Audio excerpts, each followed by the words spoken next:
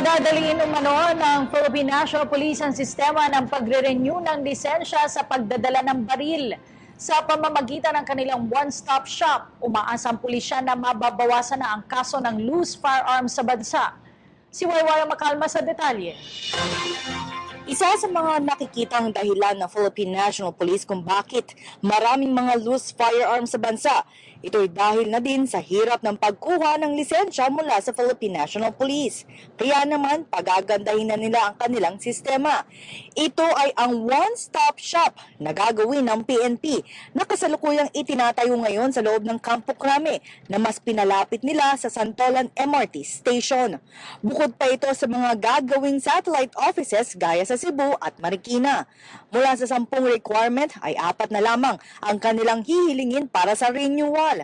Layunin pa ng PNP na kaagad nilang makukuha ang kanilang mga lisensya dahil sa kanilang pinagandang sistema. The PNP continues to seek ways to serve the community better.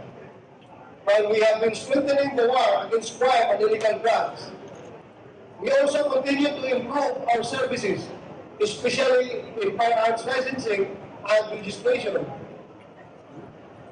For one, we are streamlining our processes and bringing the services closer to the community, activating Regional 7 security units and constructing a one-stop shop facility to our citizenry.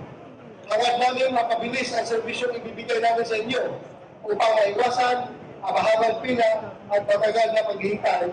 Dahil sa pamamagitan nito ay madali nang matutukoy ng mga pulis sa mga kawatan oras na may mga krimen na nagaganap. Katunayan, ibinalita ni De La Rosa sa ilang linggo nilang kampanya laban sa illegal na droga ay dumadami ang namamatay umano ng mga drug pusher at user. Dahil rito ay bumaba na ang krimen sa bansa, lalo na ang mga petty crime. Sa ngayon po, ay medyo bumaba na po. Yung alam, tumakas yung maraming namamatay. Pero yung ibang forms sa krimen, bumaba. We are very happy to announce to everyone. Wala po yung common crimes.